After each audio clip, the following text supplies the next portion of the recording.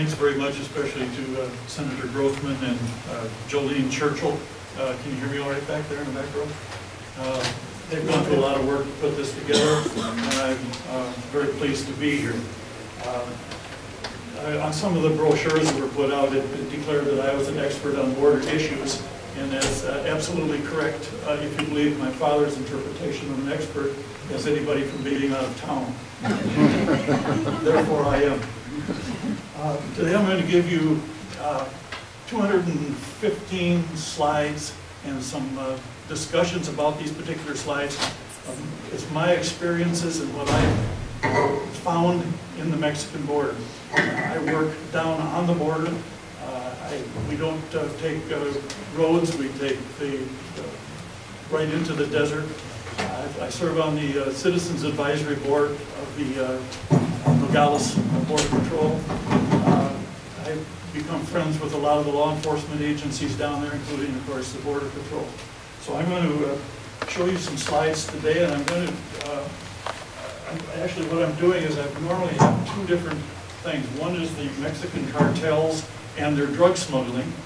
And then there's another one of the Mexican cartels and the human smuggling, which is a tragedy.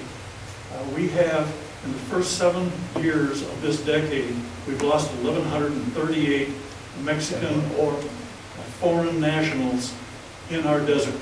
And that's a total crime that should be happening. Since then, we've been averaging about 400 in our Sonoran desert, dying every single year. I've saved the lives of several, not because I'm a hero, but because we just happened to stumble upon these two that were going to be dead before morning. I know they're there, and we have to stop this carnage on both sides of the border. It's a terrible mess. I'm doing something today entirely different, but I've done it with some sort of advice from other people. I have some very, very graphic slides. There are 9 of them in all. I've never showed 7 of them to anyone else, and probably including my wife. Today you're going to see them for the first time. I'll warn you ahead of time because these are not pretty. This is what happens to our Mexican friends to the south in the battle that's going on with the cartels. This is going to be probably a sort of a 3-part thing going on. I'm first of all going to talk about the border, the fences, the defenses we have. Then I'm going to go into a little, very short history of the 7 cartels that I've been studying in Mexico. And then I'm going into how they smuggle the drugs into our country. Then I'm going to go into, which is connected with the cartels, the human smuggling. Because that's as important and as important a cash income for the cartels as it is the drugs. I'd like to start with 3 quotations. I'm not much for quotes, but these are sort of important. Reuters News Service, Thomas Bravo, quote, "Mexico is racked by a criminal capitalist insurgency. It is fighting for its life, and most Americans seem to have no idea what's happening right next door." And that's exactly what's happening here in Wisconsin. It's amazing when I go around all these cities and speak, they have no idea what's happening down there. A retired Border Patrol Special Agent Lee Morgan, who was a long-range sniper in Vietnam and other engagements that we had in the United States, he writes, "In the ever-ending corridors of global turmoil, the United States-Mexican border is emerging as one of the most violent places on earth." Those are our neighbors. Not since the days of bandit revolutionaries like Pancho Villa has the United States border run so red with blood. And the last one, none less than the United States Joint Forces Command in Norfolk, Virginia. And I quote, "The Joint Forces Operating Environment Report warned that an unstable Mexico could represent a homeland security problem of immense proportions to the United States. The command singles out Mexico alongside Pakistan as potential failing states. Both bear consideration for rapid and sudden collapse.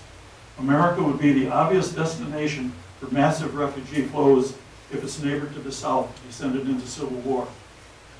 And the reports that I get and the studies I do for about 2 hours a day is if Mexico's not in a civil war very soon, I'll be very shocked."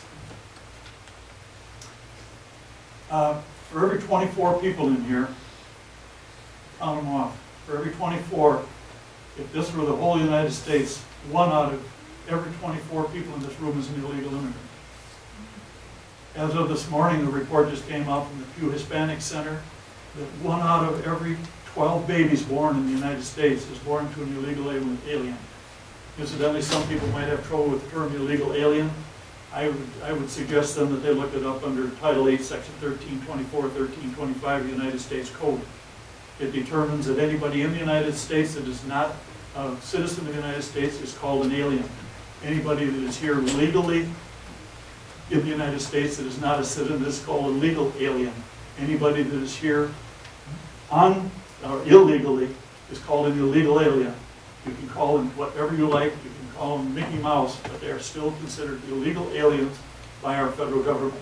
I'll refer to them just plain as illegals just to make it short so you know what it is. It's not a derogatory term, it's a legal term. This is the area that I work most of the time. We have 1,962 miles of the United States border shared with Mexico. That's 1,962 miles. For round numbers, call it 2,000.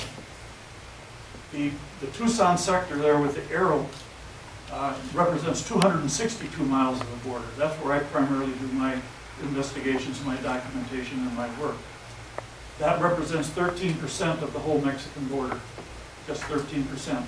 But you got to represent 45% of all the illegal apprehensions on that whole border. Last year was 241,000 and some odd.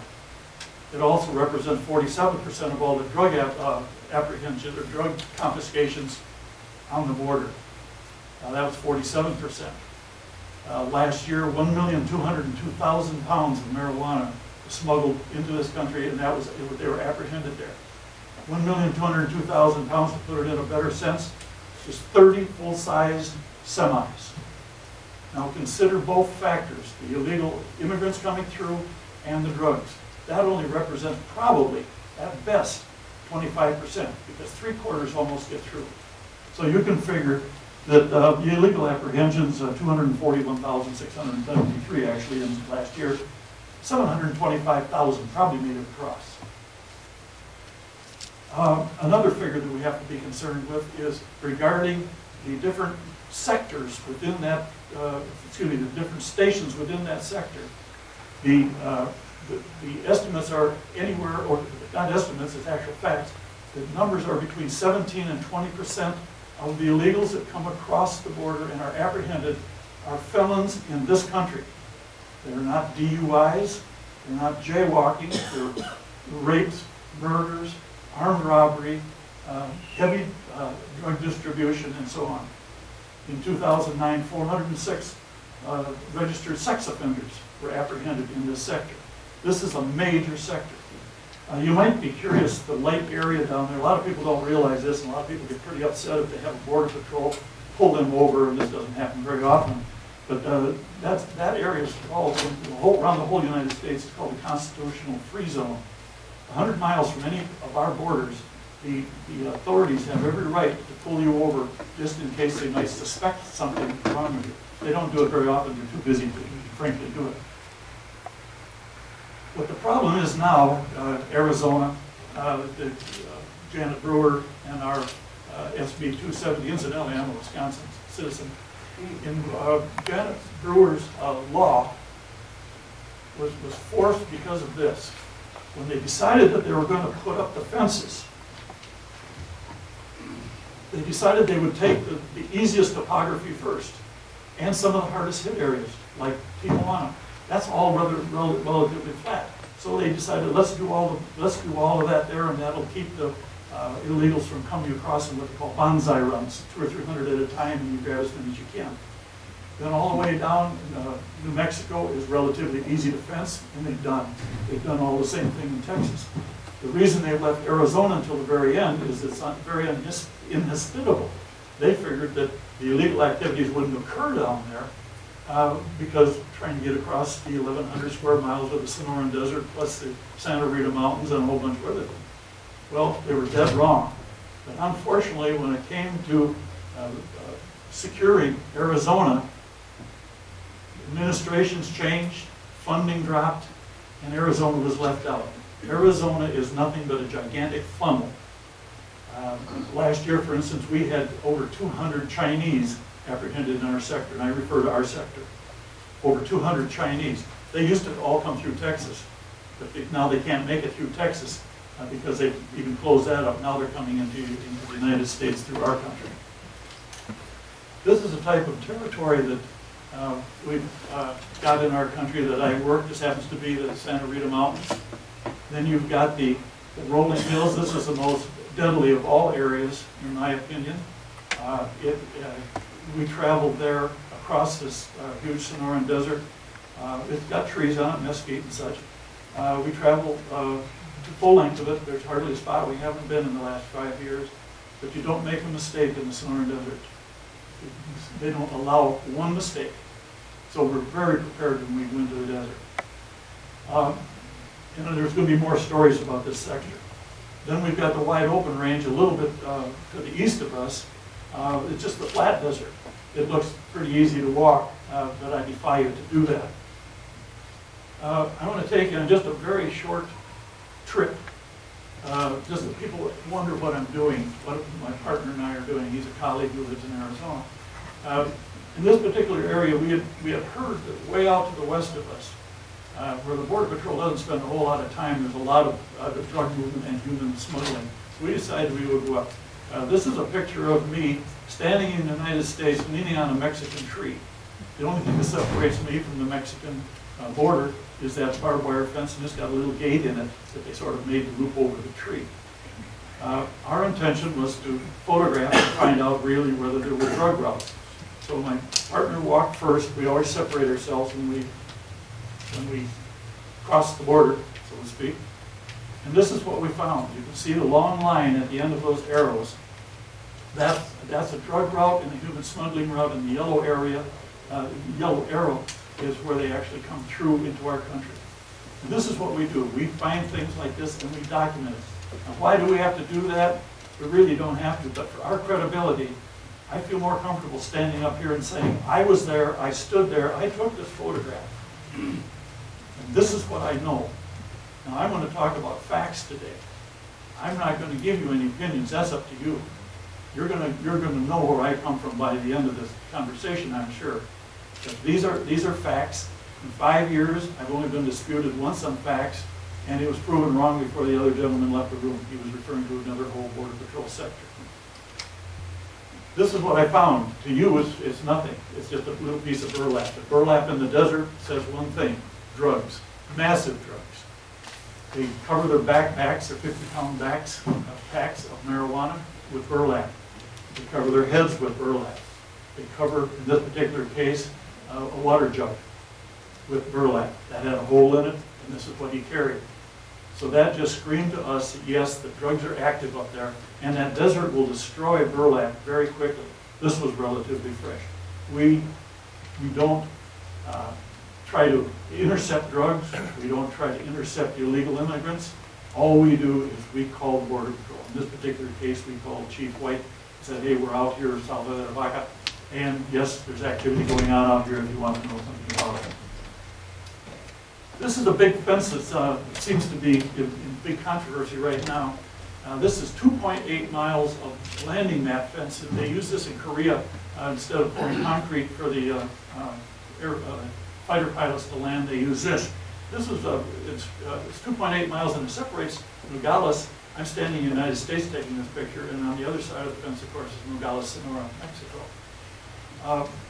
It worked out very well at the time in 1992 when they built it, because it was replacing nothing but barbed wire that I showed you in the previous photograph, and completely, totally dilapidated cyclone fence. So this was the answer at the time. Unfortunately, it's not now. There's about 240 cuts every 6 months on that fence. It costs hundreds of thousands of dollars to have this repaired. There's welders going full-time on this. There lies a real problem. Also, the illegals and the cartels have the high ground. At the point of each one of those arrows are what we call watchers. I don't think I've ever been in the desert that I haven't been watched. It's pretty certain that the cartels are watching everybody. These are on the other side. They have radios, they have binoculars, and they report to people on the other side for whatever means. In this particular case, incidentally, some of these photographs are smaller and some of them are not very good. Mine are all the good ones. The other ones come from cell phones and some, I can't divulge where I get them from, but I can tell you they're the best sources that I could possibly have. So what they do is they radio these fellows on the other side, and at that particular point they do whatever nefarious thing they're planning to do. Either they'll throw what they refer to as footballs over, which are football-shaped wads in cellophane drugs. Or, in this particular case, they'll throw rocks. These are called rockings. They happen every day. I've been involved with them. I've seen them. This Border Patrol agent had one come right through his windshield, and he lost his right eye. He's back in operation now. So what they've done is they've rock-proofed all of their vehicles that have to travel right on that border. Now, I've traveled on that border, but I can't afford to rock-proof my vehicle, so we just move fast and move stealthily. Now, here's a photograph of another windshield, and if you look carefully, right in the middle, there seems to be a little white there. Even in spite of the fact that that is rock-proof, this is what happened to that windshield. Had it not have that rock-proofing on it, it would have probably done pretty bad damage to that Border Patrol agent. This is a constant problem. This is another problem with that landing mat fence. 20 tunnels were discovered in that 2.8 miles in 2009. These tunnels you don't crawl through, you walk through. They have lights. A lot of them have tracks that they pull the drugs through. So the cost of the United States is just horrendous. We have to fill in, here's another very well done tunnel. We have hundreds and hundreds and hundreds of thousands of dollars spent every year on that little stretch of fence, just in filling these tunnels and repairing all those fences, and it's taking valuable time away from people that could be doing something else.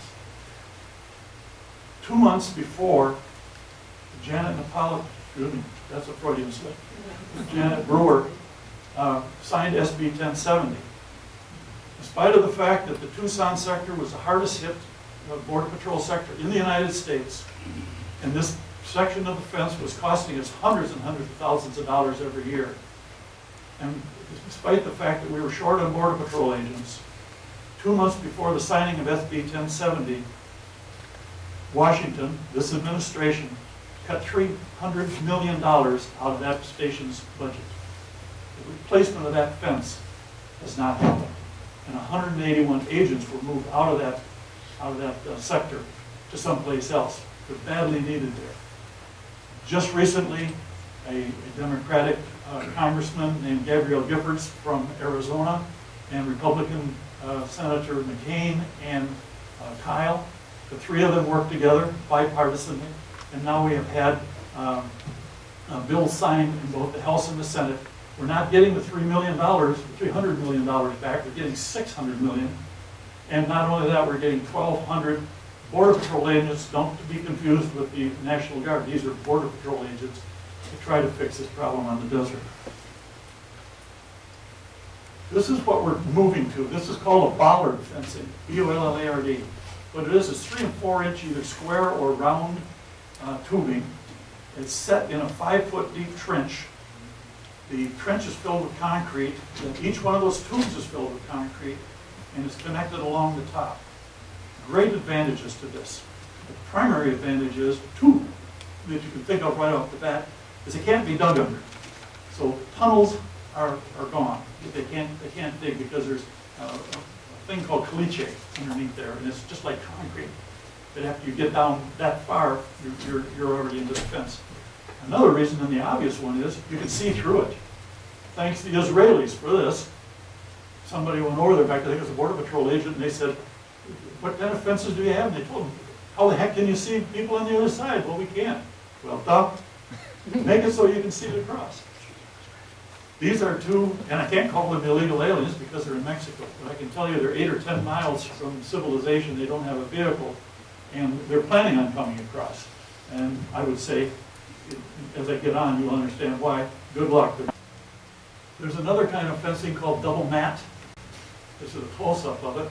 It's a double mesh. I said mat, I meant mesh.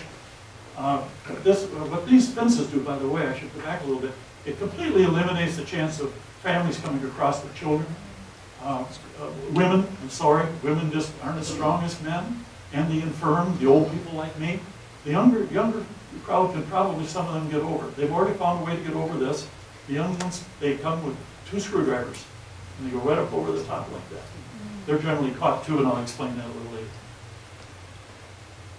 I have story to tell about this. I've been privileged to get into places that civilians don't get into very often, and I've been in 4 of the 8 command centers of the Border Patrol. The command center has this particular one had 46 TV monitors on the wall, and then a desk like this with 5 agents sitting at it and a commander sitting behind it. Each one of those 46 TV monitors was another spot on the fence. And they could bring it down. They could bring down number 21 down to this particular agent so he could look at it closer and then put it on his computer and zoom in and zoom out. And I asked this agent what he's looking at. It was pretty darned obvious. There was a great big white pickup truck there. And he said, "You see all the things in the back?" And I said, "Yeah, those are Mexicans, and they're going to try to, or Hondurans or Costa Ricans, they're all coming across. They're going to go down into this little corner down here, and they're going to wait a little while, and then they're going to do a bonsai run onto the fence." Bonsai is everybody gets out and runs. And some of them will get across, and that's all right. We let them come across. Those that make it across, we just wait a little while, and after a couple hundred yards of them getting in, we just do a pincer movement behind them. And then we fingerprint them, and if they've been here before, they go to jail. If they've not been here before, they go to jail, but for a shorter time. So I said the obvious question: why would these people do this right in front of this camera? It just doesn't make sense. "Oh," he said, "I should have told you." He said, "This camera's 6.5 miles away. We also have cameras down there that are 10 miles away. What this does with the fence that you can see through, and if you leave with anything today, leave with the fact that fences are working, they're humane, they don't have to put razor wire on them, because when they see a truck coming from 3 or 4 miles away, they'll just radio one of their vehicle trucks, and they say, "We've got somebody approaching area 270, and they just go over and wait for them. They don't have to run all over the desert. They don't allow them to get into our desert, so they don't die in our desert. So it really is working very well. This is a picture of the inside of the command center, and she's one of the agents bringing them down. Very.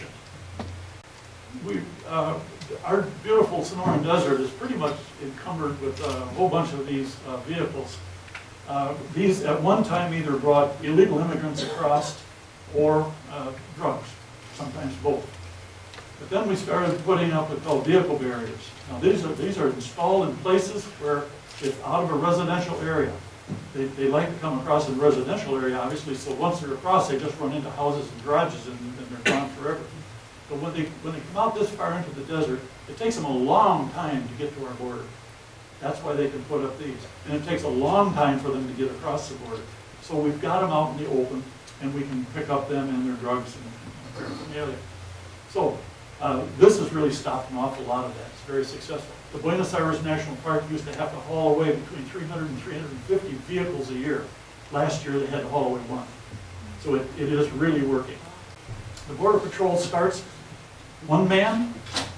This particular lady had an illegal apprehended in downtown Dallas. You get to ride bikes. But the primary vehicle, of course, is the Border Patrol truck, and there's literally thousands of them out there. In fact, here's probably 400 right now. They never leave a shift until the second shift arrives. That's why we have 2 sets of trucks. This I call the cat, the mouse, and the cheese. You'll see the mouse on the left-hand side. That's a drug smuggler. And then the cheese, of course, is to get across the border. And then the cat, he just sits up there and he waits. He's the Border Patrol guy. And what he does is try to make a run around the end of one of the Border Patrol, around one of the ends of the trucks, up the end of the fence of it. In this particular case, it was a drug smuggler, and they nabbed him. That, judging from that truck, that's probably $1,800,000 worth of marijuana. By normal figures, that's pretty small. Then there's always these. These are out in the border. These are sometimes manned, sometimes not. But they're positioned where they can see cameras, infrared, the whole works. This is one of them. They're heated and air-conditioned for the Border Patrol agents. Often they're not even in there because they can be run. This is SBI, this Secure Border Initiative, which turned out to be a total collapse because the federal agents decided that they didn't have to talk to the Border Patrol about what they really needed. The main instigator of this thing working is that it finds motion in the desert and turns to it and automatically calls a Border Patrol truck. It sounds good. The Border Patrol agents have gone out to arrest javelinas, mountain lions, tumbleweed, almost everything else. So right now it's used for, it's an elaborate camera system right now. This is the one that's the future of our border. This is called a mobile surveillance system. Right now in the whole border, the whole Mexican border, there's 38 of them. Our sector has 20 of them, and there's more coming. They're $800,000 a piece. There's one man in there with an array, he has a computer and an array of screens. He can watch 6 miles in either direction. He can give exact, at one point I was told that one man was watching 6 to 8 illegal groups, drug smugglers or illegal aliens, six groups. He was able to direct Border Patrol people to each one of them within 10 or 15 feet of them and actually say, okay, look to your right behind the mesquite tree. There's 3 of them there. That's how accurate it is. It doesn't allow for, it doesn't cause our Border Patrol agents to be scurrying all over the desert. They're now tactically sent. The operating system on it is a Doppler radar. And the Doppler radar first finds that they're out there. Then they've got thermal night camera, they've got ground surveillance radar, and they've got infrared daylight camera. They've got everything you want to know. The first 7 months of operation, they accounted, both of them, they accounted for 20% of all the apprehensions in the sector and all the drug confiscations. And that was without enough of them. So we're getting a whole bunch more. So that's a real comer in our business. This is what one of the cameras look like. There's 5 or 6 different varieties, but this is one. To make sure that the Border Patrol agents get out there fast, we're now, and this is the new bill that just is going through Congress, there's money for FOBs, forward operating bases. 4 guys, Border Patrol agents, stay in each one of these mobile homes. They're out there for a week and they're rotated back. They actually like a bunch of guys, but they're on call 24 hours a day. When something happens and they need them, they're close to the border. They don't have to come from any distance. And of course, we've got the one-man helicopter spotter and follower. We've got the Blackhawks that drop 6 or 8 Bore Star agents out of them. There's a 70% washout. Most of them are Marines. Most of the time what they're doing is rescuing illegal aliens that have been abandoned in the border, abandoned in the desert by their coyote. We'll talk more about that later. They also pick up drugs that are left so the Border Patrol agents don't have to fill their trucks with them. They'll stop in with that. ATVs are becoming very popular. All the sectors have these. This one, we stopped by and we couldn't stay around long because there was some weapons being used, and they weren't by our guys. And these 2 Border Patrol agents took off in their ATVs up into the mountain to get these 8 drug smugglers. And we nicely left the area. Then there's another one that I really like a lot. These are the horse people. I think there's about 200 horses now in the sector, and they're very, very efficient. This shows one that I took this picture. We're out pretty much up on the foothills of the Santa Ritas. We saw the Border Patrol truck coming with the horses on. This is the way they travel around. And we always stop and talk to them and ask, if we can give any help and so on and so forth. And we asked them who they were looking for, and they sort of smiled and they said, we're looking obviously for you because you tipped the ground sensor. There's ground sensors all over the desert. So we were the hunted at that particular time. It happens all the time. These are some of their horses. I keep this slide in. The horse on the far right is an illegal alien. And quite frankly, a lot of them are illegal aliens. They're caught hauling drugs over. And so we get them and fatten them up and train them and take good care of them. And now they're ours. And now they're fighting on the other side against the drug smugglers. And we have our friendly dogs.